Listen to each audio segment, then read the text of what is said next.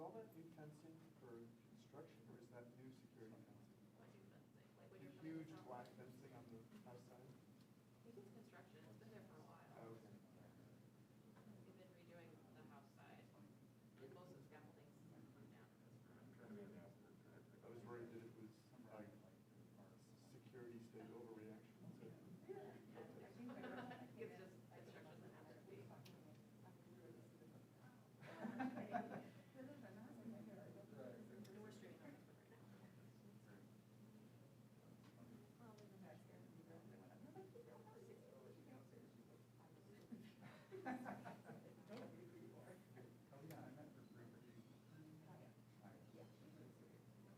All right, folks are walking down, they'll be here in a minute or two.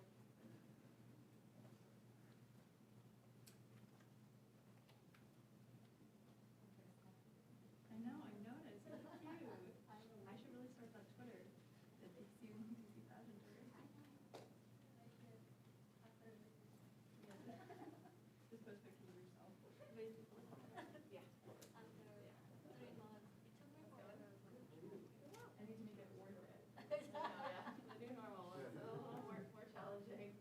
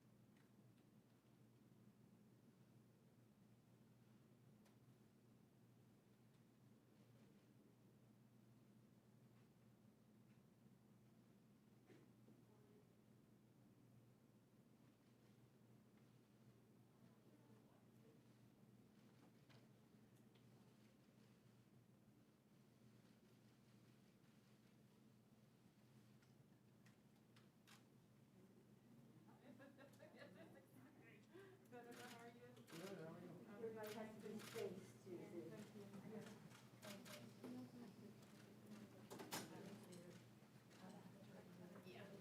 Yeah. Yeah. Madam Speaker, we have a Oh, we spot have on the floor for our you. marking. Congresswoman Norton, we have a spot for you on the other side. I don't know where, are you at in the spot? Okay. Chairman Mendelson, we have a spot for you on the, over here.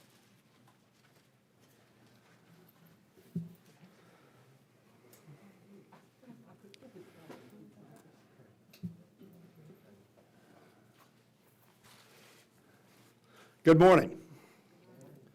Now, I want to first of all tell all of our guests that I am informed by my communications director that there are many, many more people in the press corps here because we're live streaming this.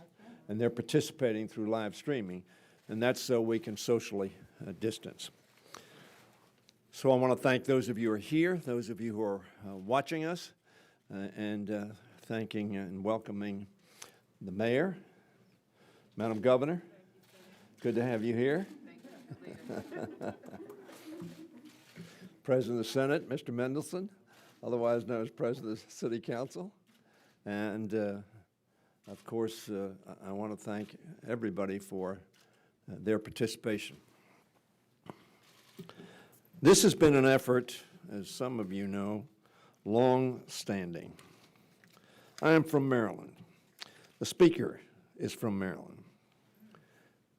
In 1788, Maryland gave this piece of property for our nation's capital. In 1789, Virginia ceded land. And in 1790, the U.S. accepted that land. And then in 1800, the seat of government became the District of Columbia. And I mention that because all of the citizens that were then living in that ceded land had a vote for the federal legislature. And then they lost it. They lost it as a result of actions that were not taken to ensure that the people of the District of Columbia would have the rights of every one of their fellow United States citizens. I've served with Walter Fauntleroy, who was the second delegate. The first was a person named Norton. That was his first name, not his last name. But he would be very proud of the fact that Eleanor Holmes Norton has fought this fight for a very long time. I have joined her in seeking representation for the District of Columbia, having a vote in the Congress of the United States. But I knew that statehood would be difficult. And so it took me some time to conclude that the only way we were going to give the citizens of the District of Columbia their right as American citizens was to support statehood. The Speaker and I have agreed on that for a long period of time, that the District of Columbia citizens were not being treated fairly. Over the past few weeks, we saw further examples of why the District of Columbia's lack of representation in Congress is so damaging. First, Senate Republicans insisted on treating D.C. as a territory and not a state for the purpose of allocating emergency coronavirus response funding under the CARES Act. Now, I mention that because that's an immediate impact of disparate treatment of the District of Columbia. By the way, in 1902, Senator Gallinger, a Republican from New Hampshire, introduced a resolution to make D.C. a state.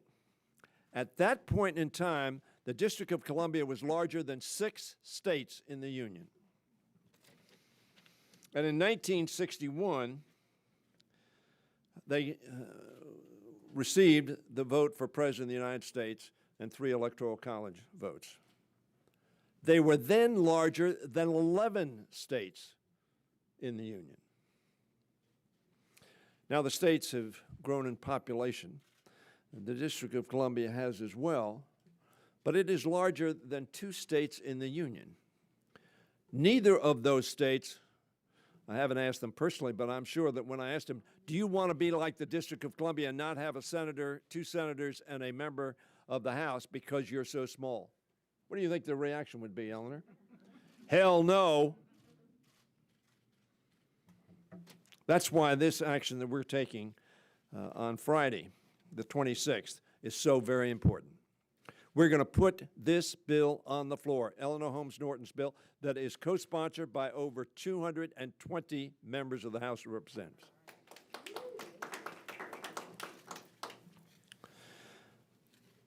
The shortchanging that I referred to initially endangers those living in the suburban communities of Maryland, Virginia as well, 2 states. Why? Because they come into the District of Columbia. And to the extent we underfund their response to COVID-19, we not only risk the citizens of Virginia and Maryland, but the entire nation. This is their capital. This is where they come to visit. This is where they come to see their government in action. And Mayor Bowser and the council are responsible for making sure this is a safe place to be. Later, as many protested peacefully for justice in policing and to make it clear that Black Lives Matter, and Madam Mayor and Council, congratulations for Black Lives Matter Plaza. You and I had the opportunity to visit there Thursday and see the handiwork, not only of your Public Works Department, but from the people who were demonstrating on behalf of Black Lives Matter, joining in the painting that night. Yes. How impressive. Yes. If D.C. were a state, it could not be shortchanged as it was under the CARES Act, and its residents would be protected from the kind of civil rights violations we saw in Lafayette Square. All for the purpose of a photo op.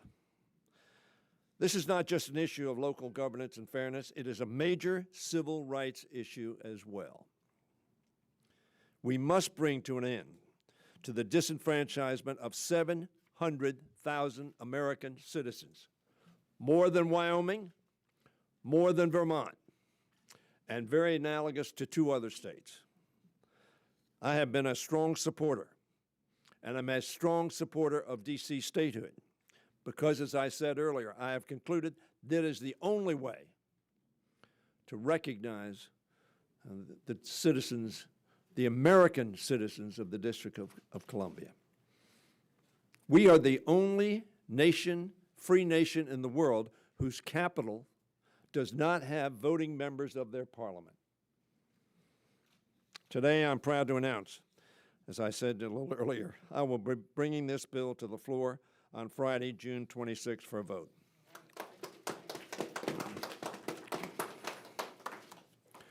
And I want to remember my friend and a great leader of this country, Elijah Cummings. It was he who presided over the hearing, Eleanor, on your bill. He's no longer with us. And Carolyn Maloney could not be with us today, but she presided on the vote, which reported that bill out of committee. And now I am bringing it to the floor. Speaker and I talked last week.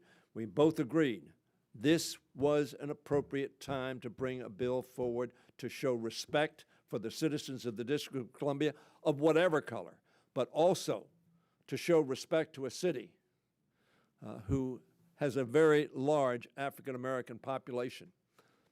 And they matter, and they ought to be treated equally, with respect. And that's what we're going to do. So I'm pleased to now recognize an extraordinary lady with whom I have served for a very long period of time, and I've known for a long period of time, the Speaker of the House of Representatives, Nancy Pelosi.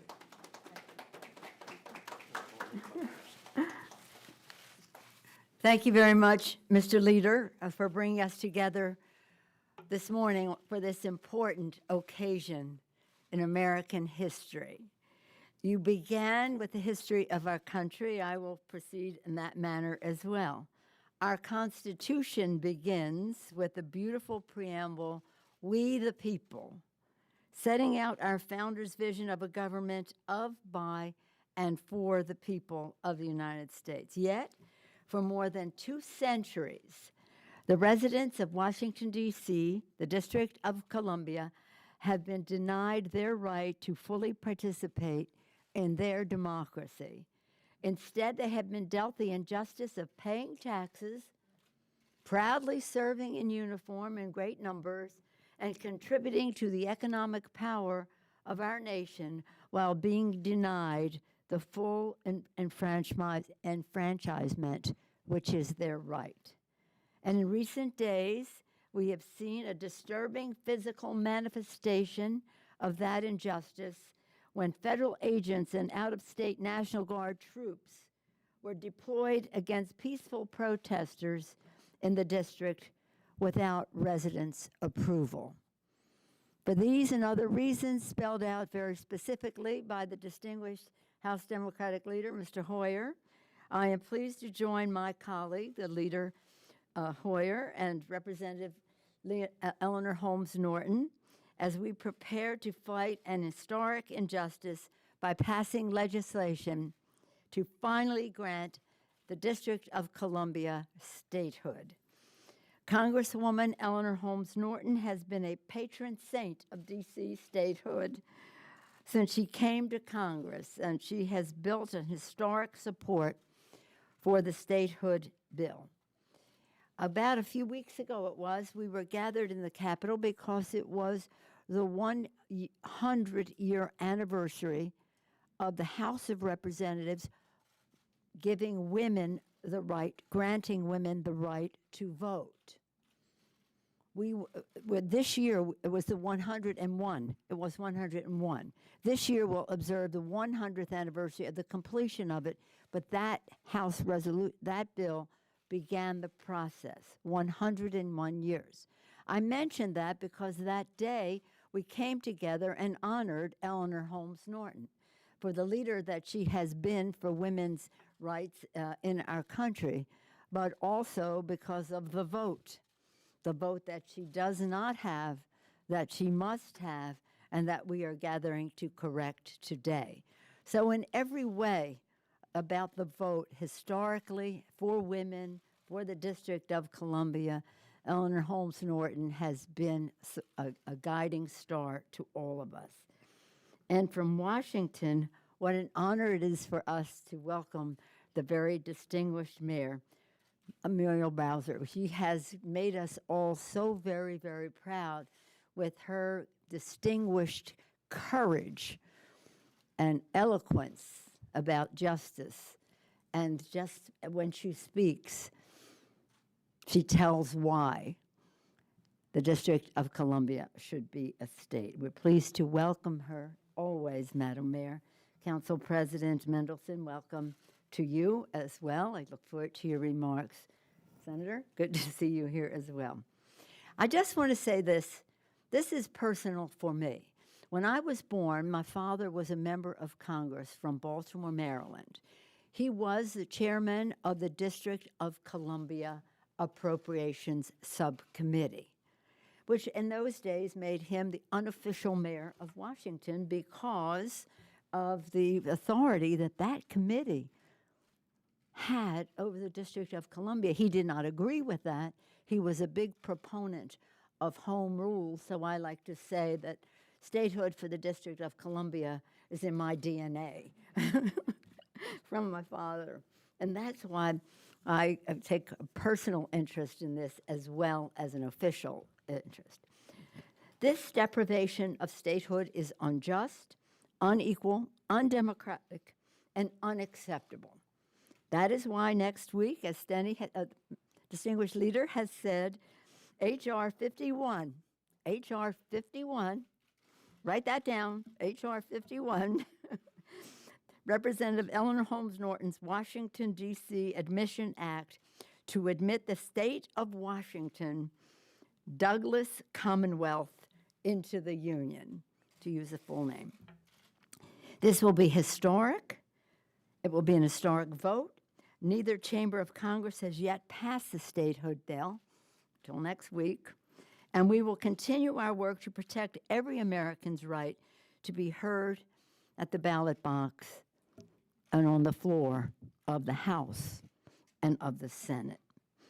And now it is my honor to yield to the distinguished author of the resolution, leader in our country on voting rights for all, starting with the District of Columbia, Representative Eleanor Holmes Norton.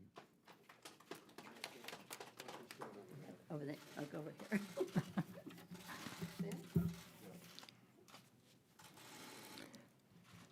Thank you, Speaker Nancy Pelosi, Majority Leader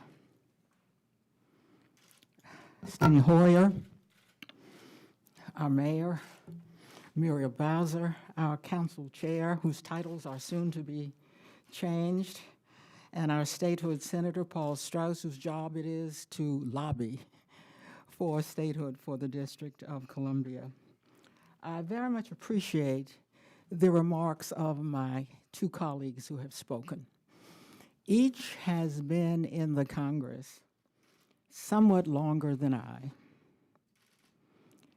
and none of us have seen equality in representation for the residents of the District of Columbia. So this is historic for them as well. We have, all three of us, served most of our time in the House in the minority. What you see here, for we have been in the majority only one term, is that the very first time we attained the majority. In many years, our leadership has brought forward a bill that I have been introducing ever since I came to Congress, H.R. 51, the D.C. Statehood Bill. And as Steny Hoyer, Leader Hoyer, announced today that the bill would go to the floor, do understand that almost no bills are going to the floor this year. The virus has checked the ability of the Congress of the United States to put bills on the floor, except for those that are necessary for the country to proceed at all, such as our appropriation bills. So I am very grateful for the priority that our own leadership has given this bill. And I want to announce that this morning I saw on my Twitter that there were 3 senators, 3 new senators, who have come onto the bill. I don't have them off the top of my head. Senator Stabenow, Senator Tester, and there's a third one. Who? And Senator Peters. You see, therefore, that today's announcement, Speaker Pelosi and Leader Hoyer, is gathering the momentum even in the Senate. My friends, it is surely worth noting, as our country prepares to celebrate its own birth as a nation on July 4th, that the House of Representatives will acknowledge just before that, on June 26th, the equal citizenship of the residents of their nation's capital by voting for statehood for the District of Columbia. And when I say voting for statehood for the District of Columbia, I say for and not on, because this bill already has more than enough co-sponsors for the bill to pass on June 26th. That is unusual.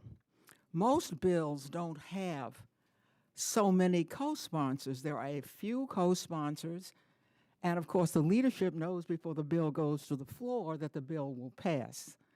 But we have redoubled our efforts to allow people to, or to ask people to proudly sponsor this bill and assure its passage.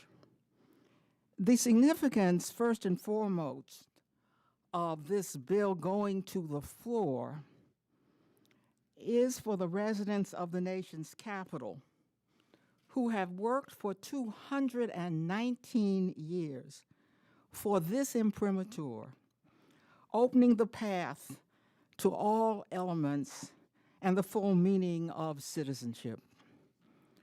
For me, today is also personal, not because I am the author of the bill.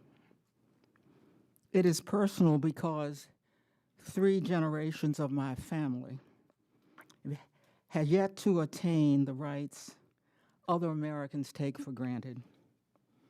The D.C. Statehood Bill will always have a personal acknowledgement for me of Richard Holmes, my great-grandfather, who escaped as a slave from a Virginia plantation.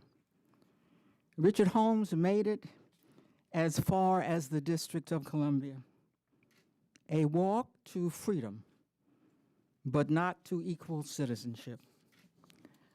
For the first time, statehood will put an end to our oldest slogan, taxation without representation. To crown that denial, D.C. residents pay the highest federal taxes per capita in the United States without equal representation. Coming in this, the 3rd century of our nation, however, statehood means much more to us than dollars and cents. Statehood is priceless. Statehood assures that living in the nation's capital is about pride, not prejudice. Thanks to our leaders for your work in making June 26 become a historic day in the history of our country. Thank you very much. You want to introduce the woman?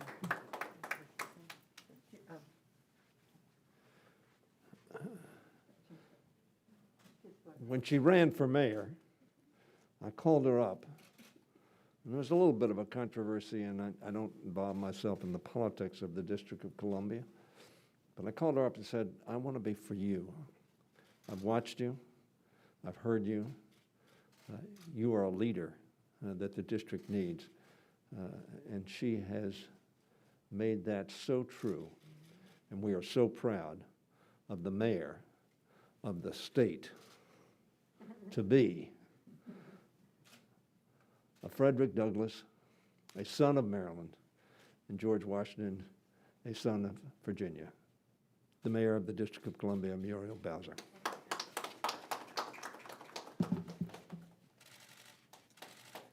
Well, good morning, everybody. I always start every press conference by saying I'm Muriel Bowser. I'm the mayor of Washington, D.C., and soon to be the 51st state. I start off that way because I am more proud to be able to represent 700,000 Washingtonians and to be the leader of my hometown than just about anything. The only thing that makes me prouder is being Miranda's mother.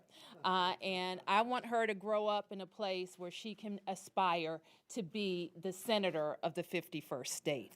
I am so grateful to you, Mr. Leader, to you, Madam Speaker, and of course to our Congresswoman who has worked tirelessly on advancing DC statehood for her entire tenure. Some people think that that's all that the Congresswoman would have time to do.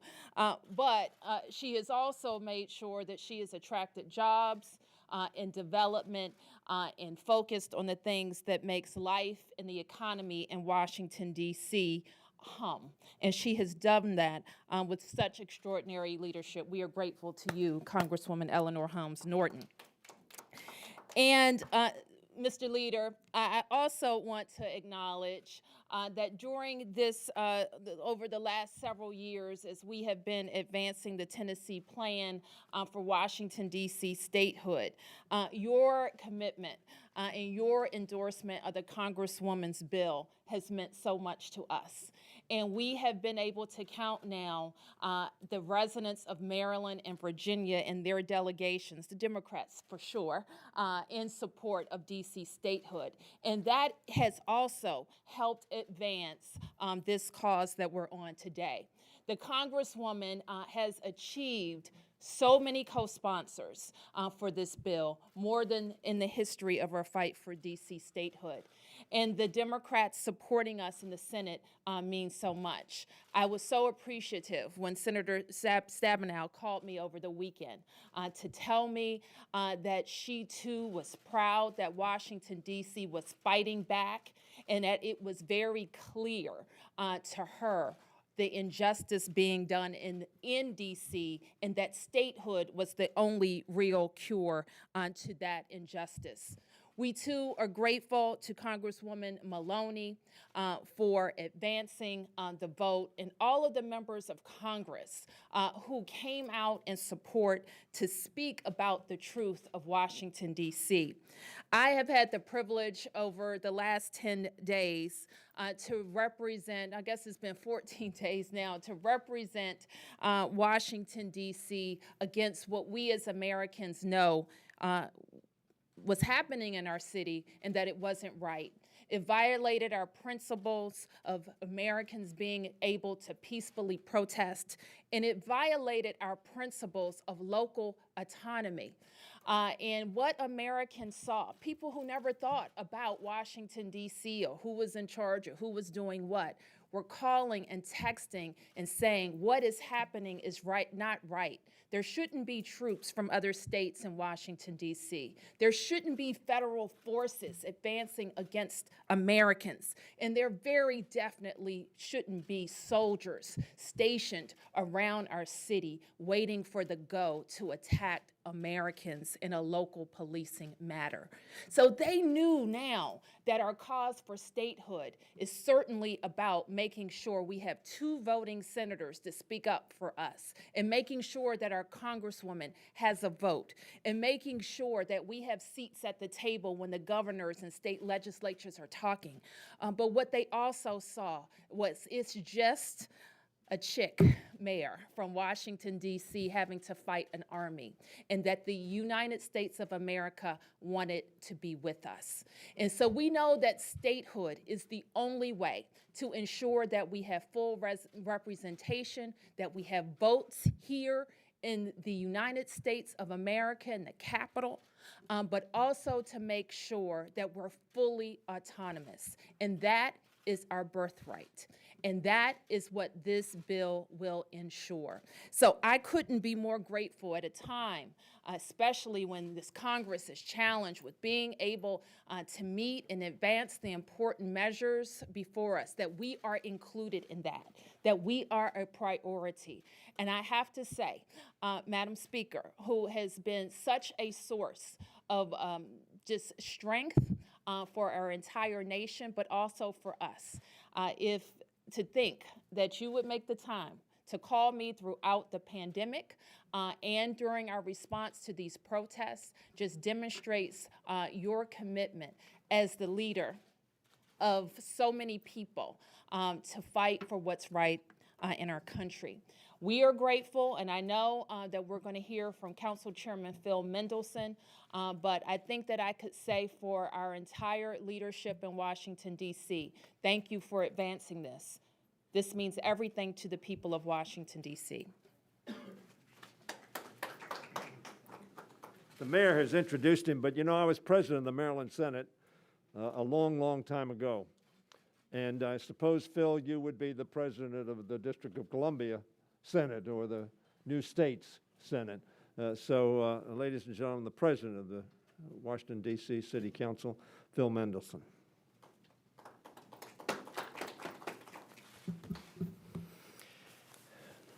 Thank you, Leader Hoyer, and thank you, Speaker Pelosi.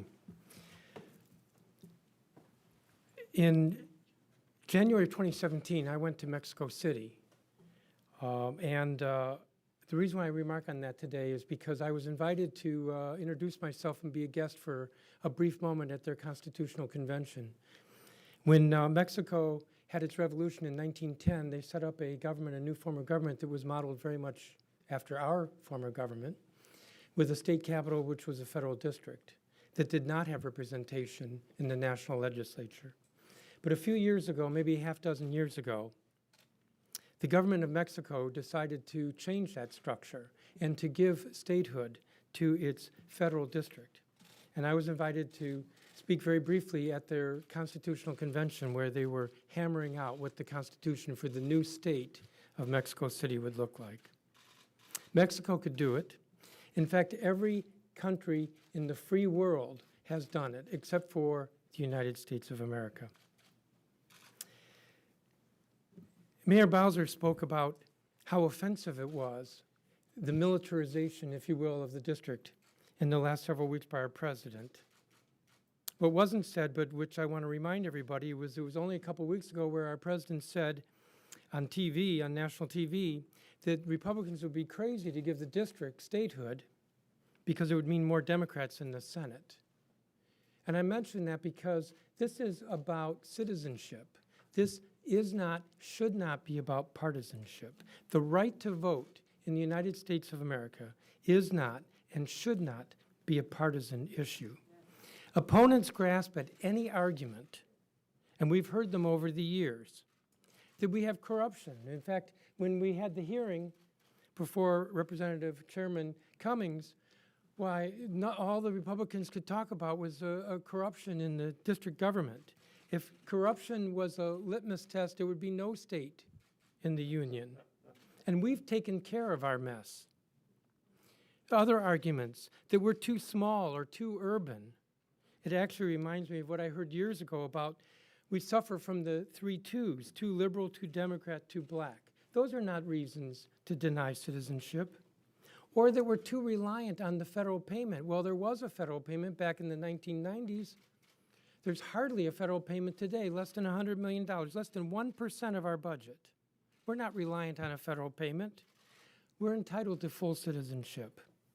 It used to be we couldn't run our finances. We have one of the healthiest, fiscally healthiest governments of any state or city in the country. And in fact, as horrible as the current recession is, we're in a better position to withstand it than many of the states.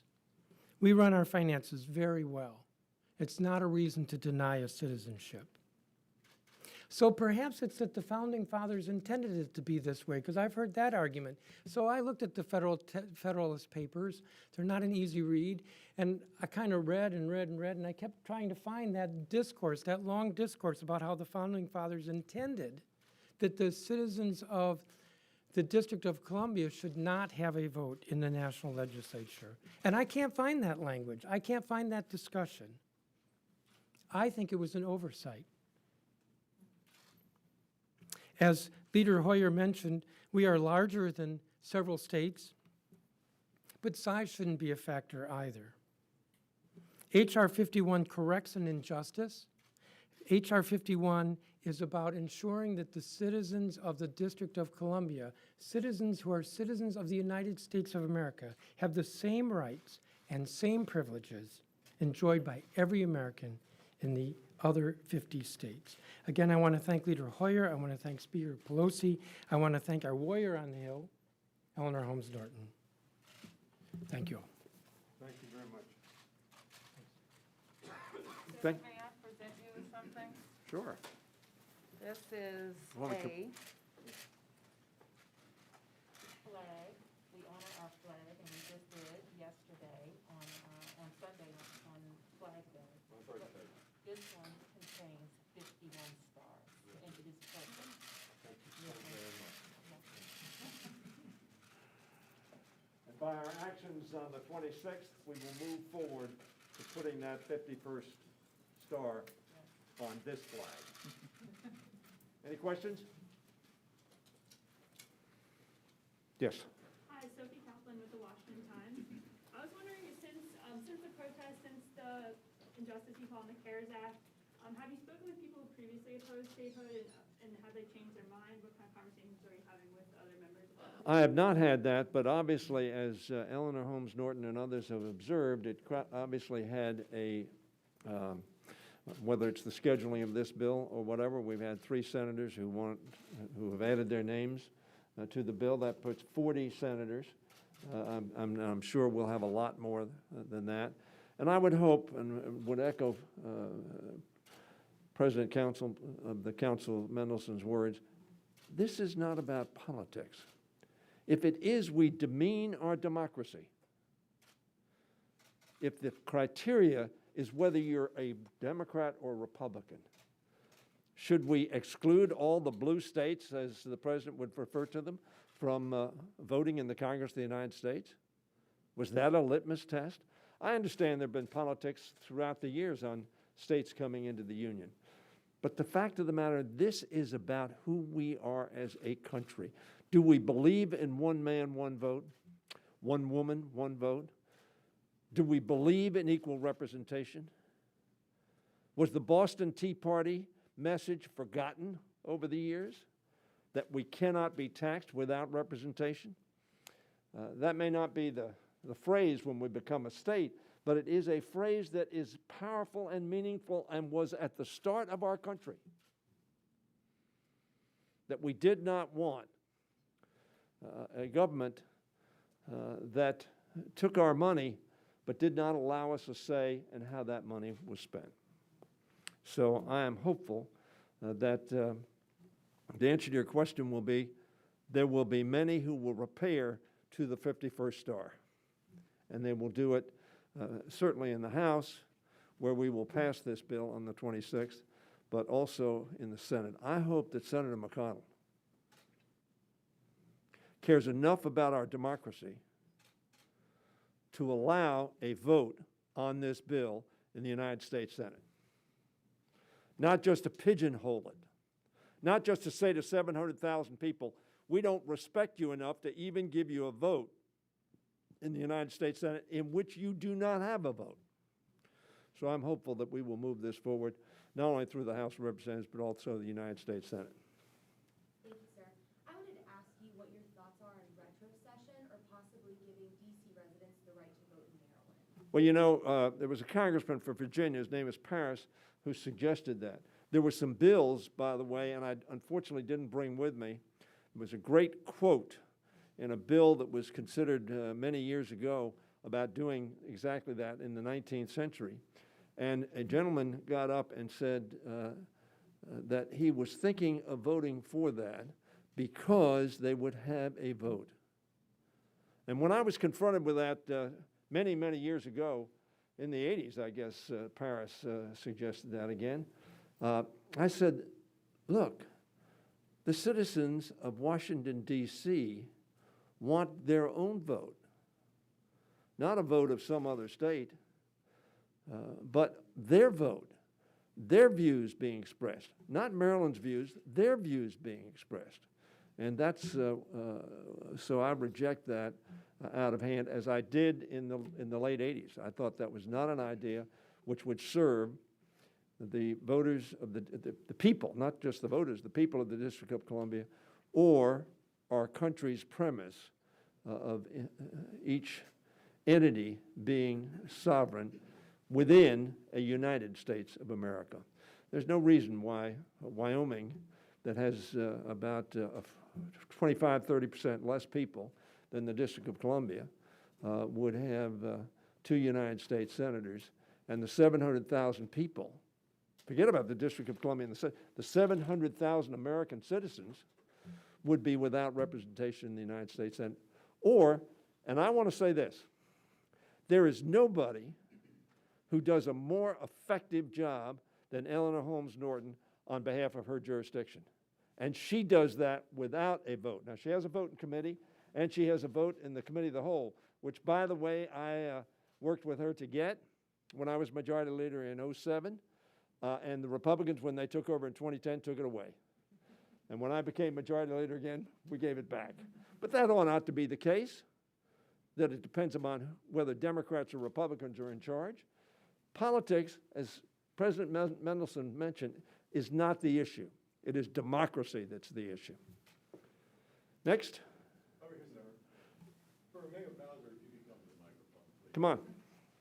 My question We'll leave the is whether 51-star flag right there.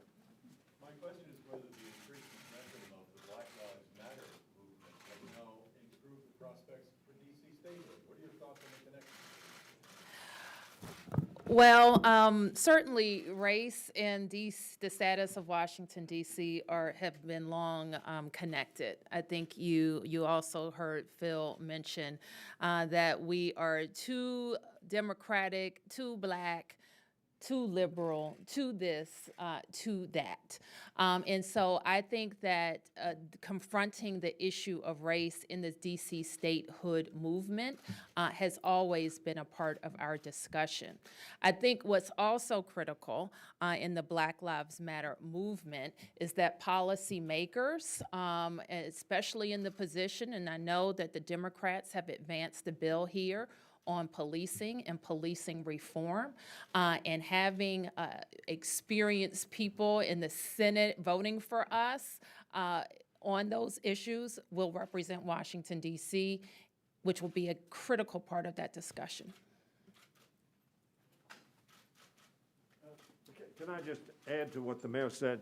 I don't think there's any doubt both the politics of the district and the racial makeup of the district have had an effect on some who would consider this outside the ambit of thinking about democracy.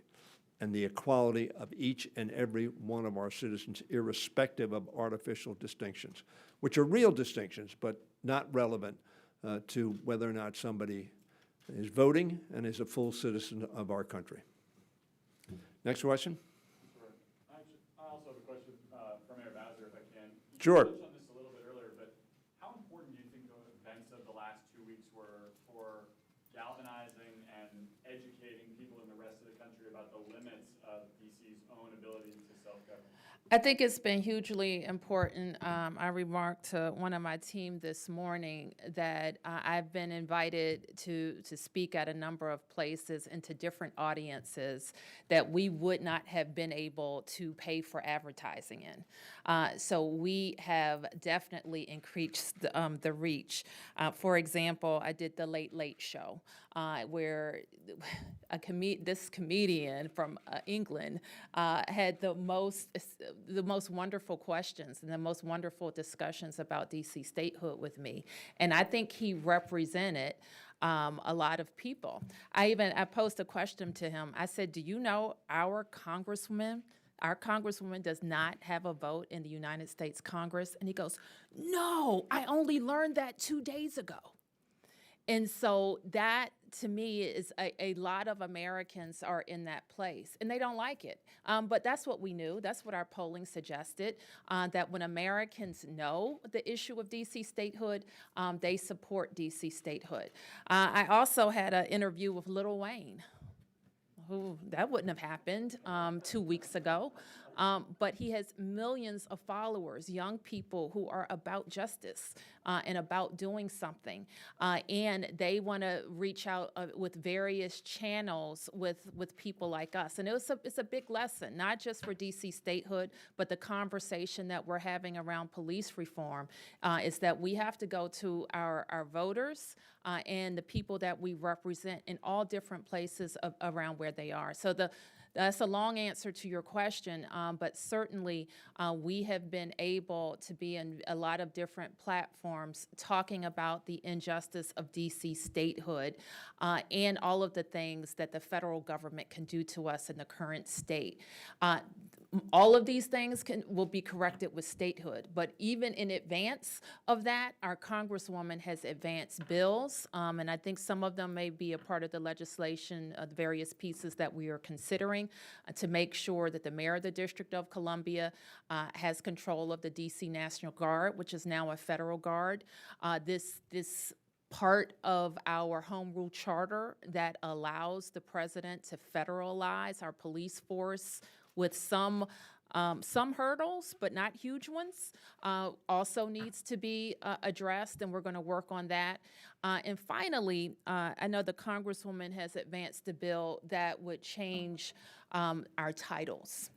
And I haven't always been a big proponent of doing that because I don't want to give anybody the idea, if you call me governor, that we're a state, and we're not. But this is why I think it's important now. And that includes the members of the council would become, they would have a different title as well. It's because, I don't know about all Washingtonians, but when I heard all the talk during the pandemic about the governors are going to take care of it, the governors are going to go do this, the governors are going to do that. And I would sit there like, what are we, chopped liver, and 700,000 taxpayers who give more to the federal government than we get back?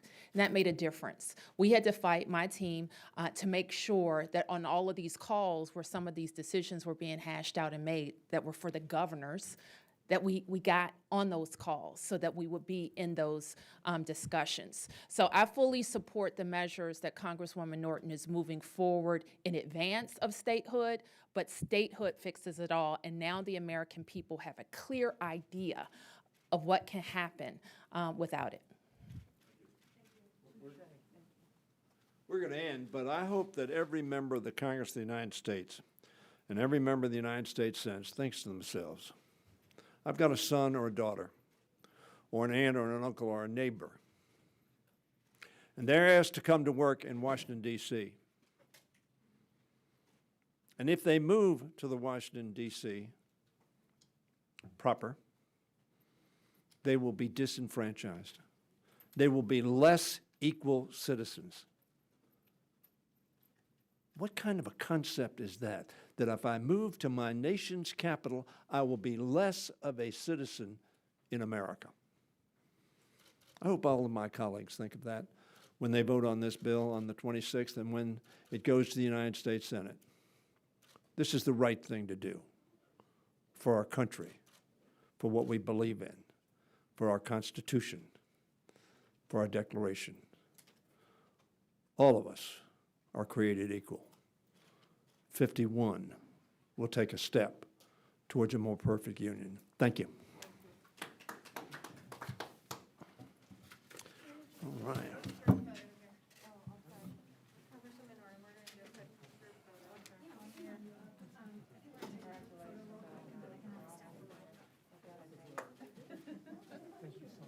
You bet, Phil.